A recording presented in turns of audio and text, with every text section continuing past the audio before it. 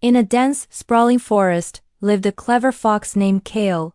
One sunny afternoon, while chasing a plump chicken, Kale found himself in a village he'd never seen before. Suddenly, a pack of stray dogs spotted him. A fox! They barked, their voices echoing through the narrow streets.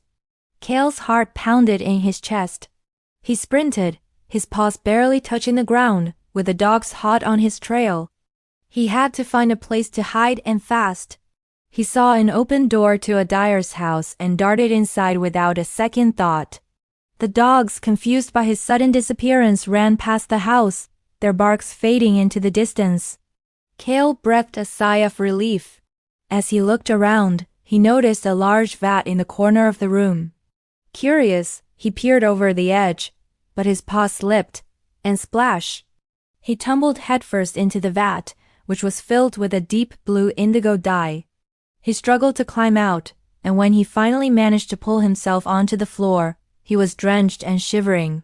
He looked at his reflection in a puddle of water and gasped. His beautiful reddish-brown fur was gone. From the tip of his nose to the end of his tail, he was a brilliant, shocking blue. He was no longer Kale, the ordinary fox. He was now a blue fox, a creature unlike any other in the forest. Kale cautiously made his way back to the forest. As he trotted through the familiar paths, the other animals stopped and stared. They had never seen a blue animal before. A rabbit, frozen in place, whispered to a squirrel, "What is that creature?" The squirrel, equally mesmerized, just shook his head. None of them recognized him. Kale saw the fear and awe in their eyes, and an idea, a very cunning idea, began to form in his mind. He climbed onto a high rock, puffed out his chest, and spoke in a deep, booming voice he didn't know he had. "Fear not, creatures of the forest. I have been sent by the heavens to be your king." The animals looked at each other, their eyes wide with wonder. A blue king sent from the sky? It sounded incredible, but his unique appearance was hard to argue with. The lion, who had long considered himself the king of the forest, stepped forward. "And why should we believe you?" he rumbled, his voice filled with skepticism. Kale, thinking quickly, replied, "Look at me. Have you ever seen an animal of this magnificent color? This is a sign of my divine right to rule. I will protect you and bring prosperity to our home."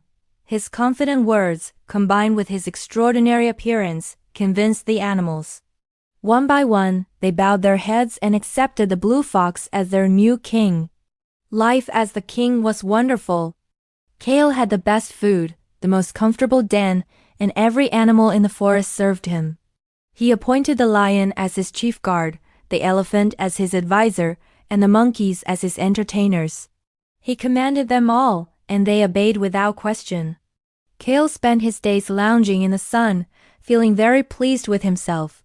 He had tricked them all. His cleverness had made him a king. One evening, as the full moon cast a silvery glow over the forest, King Kale was enjoying the cool night air from his royal rock. He felt powerful and important. The forest was quiet, except for the gentle rustling of leaves. Then, from a distance, a familiar sound drifted through the trees. It was the sound of a pack of foxes, his own kind, howling at the moon. Hearing their calls, something deep inside Kale stirred. An old, instinctual urge he couldn't control. Before he could stop himself, he lifted his head, pointed his blue nose towards the sky, and let out a loud, clear howl just like the other foxes. The sound echoed through the silent forest. For a moment, there was nothing but stunned silence.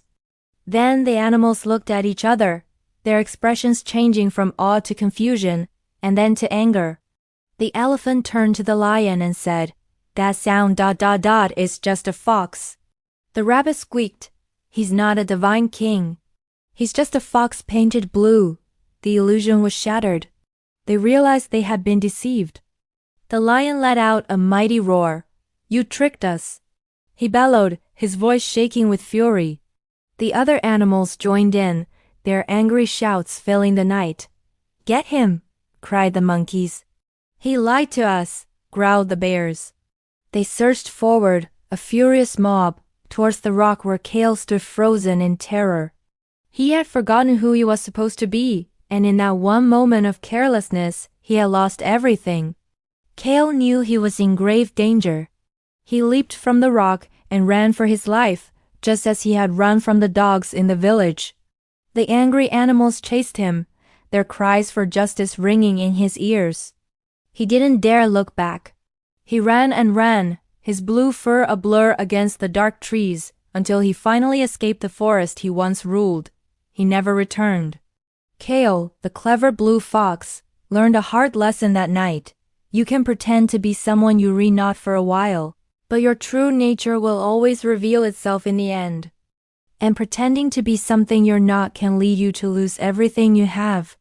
Thanks for watching. Don't forget to like and subscribe for more stories.